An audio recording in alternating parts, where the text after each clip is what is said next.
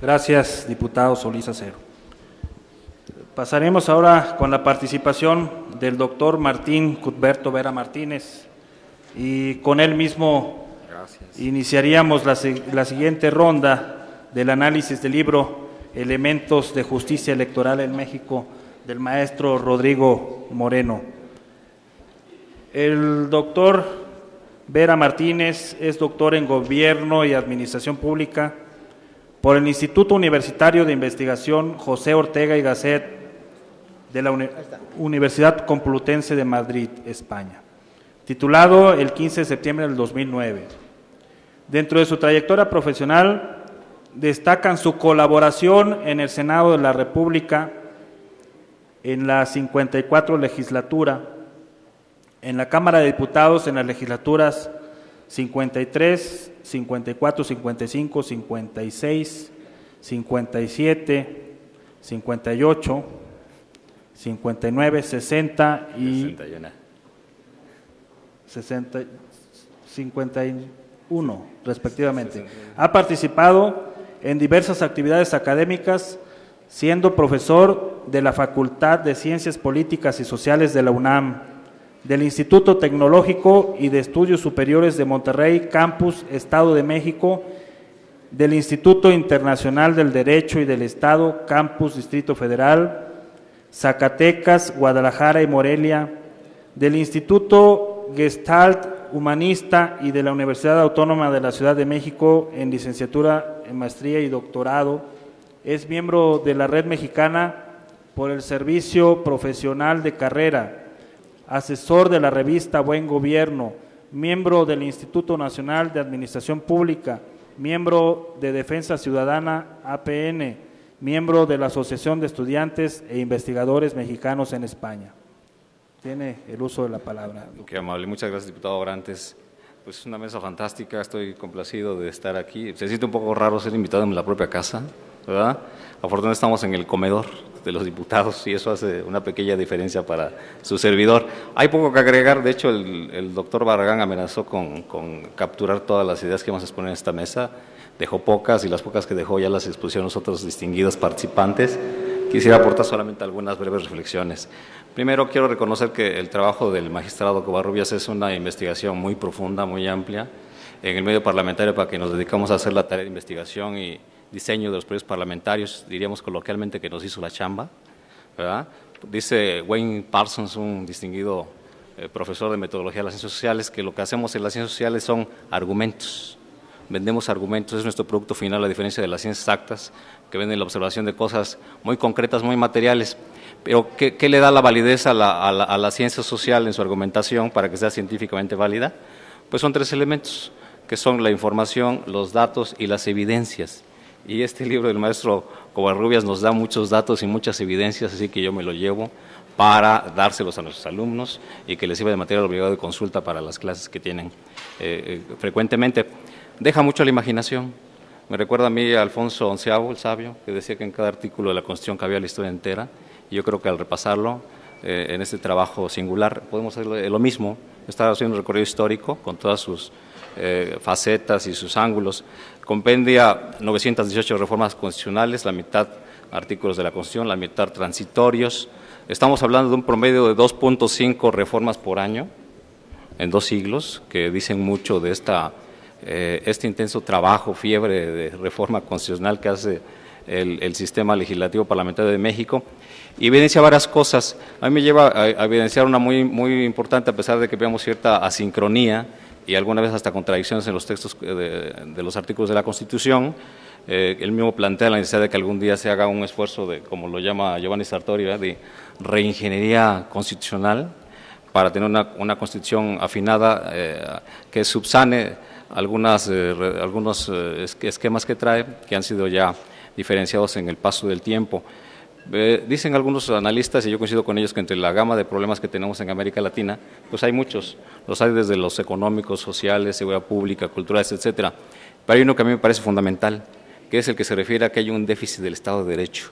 O sea, quizá lo que más lacera al sistema jurídico de América Latina y de México es la distancia que hay entre la redacción de las leyes y la materia o la existencia física de las personas. Esto nos lleva de alguna manera a interpretar, bueno, ¿y qué pasa con la Constitución? ¿Por qué esta profusión de reformas, esta avidez por adecuarla a cada tiempo o circunstancia que sea en el decurso de la historia de México? Y yo creo que podemos ver en esto una tesis contemporánea del constitucionalismo, que es el constitucionalismo garantista.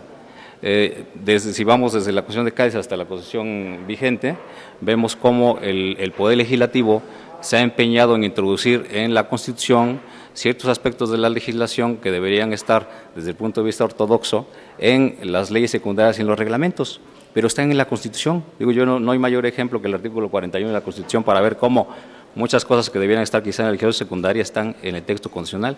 Recientemente pasó con las reformas en materia de amparo, en materia penal, en materia del derecho a la alimentación. El constituyente, el Poder Constituyente permanente, está preocupado por garantizar desde la Constitución el ejercicio de los derechos fundamentales del ser humano en esta ola que traemos o que tenemos de los derechos de tercera generación. Y yo quiero aquí hacer una defensa, pero claro, teórica, del por qué los legisladores actúan así. Yo creo que este trabajo también evidencia que hay un nuevo contexto de la legislación que supera lo que llamamos la infalibilidad parlamentaria. Hoy creo que las reformas de ley, más que preocuparse por los tiempos, se ocupa de los procesos, de la eficacia de la representación, de la eficacia de la ley. Y esto lo lleva a generar cada vez más estructuras jurídicas y cada vez más autoridades de control de la constitucionalidad. Yo creo que en el futuro veremos la función legislativa transformar de una manera diferente la ley y la Constitución, de ser una expresión de voluntades generales a normas concretas, más reducidas, coyunturales y con la participación de otros poderes y de otros actores. Desde esta perspectiva, el Parlamento es más colaborador de la transformación jurídica y social y menos protagonista, y lo hace más concatenado a los tiempos que tenemos hoy, en donde así como la curva de aprendizaje es muy reducida, ¿verdad?, en materia de generación de conocimientos, que antes era de 30 años, hoy solamente de 5, pues digamos que la curva de validez de las reformas que antes podía ser de tiempos amplios, hoy es muy corta. Vemos reformas que transcurren una tras otra en periodos de 1 año, 2 años, y eso es atendiendo a la cambiante circunstancia de la sociedad, y el Congreso responde indudablemente a esta perspectiva. Pues mi felicitación, señor magistrado, a este trabajo, y quiero también, con el permiso de todos ustedes, abreviar un turno y referirme de manera muy general al trabajo de Rodrigo Moreno, a quien tengo el gusto de conocer hace un rato. Yo creo que Rodrigo también es muy oportuno en su texto. El derecho parlamentario y el derecho electoral aún no son reconocidos como disciplinas científicas. Hay una discusión que si son parte del derecho constitucional, de parte del derecho administrativo. Yo creo que en la medida en que se arrojan estudios que se perfecciona su comprensión e interpretación, tendemos a interpretar mejor lo que ocurre en el seno de instituciones tan importantes como en este caso las electorales. Y podemos sentar las bases para una nueva forma de entender el derecho y entender el funcionamiento de las instituciones. Desde mi punto de vista modesto, a mí me parece que las instituciones jurídicas y las instituciones electorales son parte de la transición democrática de nuestro país. Son parte de una pirámide invertida del ejercicio del derecho. Desde mi punto de vista, el principio fundamental del derecho es la buena fe. Sin embargo, en el Estado de Derecho mexicano no priva la buena fe, sino priva la mala fe. Nadie cree que un funcionario público a la entrada a trabajar en servicio civil se vaya a comportar de manera honesta y ética y con respeto al servicio. Y tenemos un pesado control de leyes, 2 leyes de responsabilidades, contralorías internas, contralorías externas, la Auditoría Superior de la Federación, los órganos superiores de fiscalización de los estados, etcétera. Nadie cree que al darse un proceso electoral los contendientes vayan a respetar las reglas básicas de ética, de legalidad y certeza, como lo marca el artículo 41 de la Constitución. De esta manera tenemos instituciones que tienen un entramado jurídico y administrativo muy pesado, muy fuerte, como es el caso del IFE, que nos cuesta 1.2% del Producto Interno Bruto, con 13,000 empleados, y que quizá a la par de otros órganos podría ser más reducida la carga del Estado y la carga jurídica si privara la buena fe de los contendientes y la buena fe en el derecho. Yo tengo muy frescas las recientes elecciones en Inglaterra y son para mí una lección sorprendente en materia de la buena fe. En Inglaterra se están las mesas electorales, se instalan, sacan las urnas negras de hierro, no son transparentes, son las mismas urnas que se usaron desde hace 100 años, las elecciones les encarga un órgano medio de la administración pública, se guardan y se vuelven a sacar al siguiente proceso electoral. Se cierran a las 6 de la tarde y para las 8 de la noche tenemos declarado el ganador y toma posesión 1 semana. Yo creo que esa es una aspiración de todos los mexicanos, de quienes tenemos los procesos jurídicos e institucionales del país, que un día nuestro país se fortalezca en la buena fe del derecho y entonces recuperemos este patrimonio tan importante para todos los mexicanos. Gracias por la oportunidad y felicidades a los autores.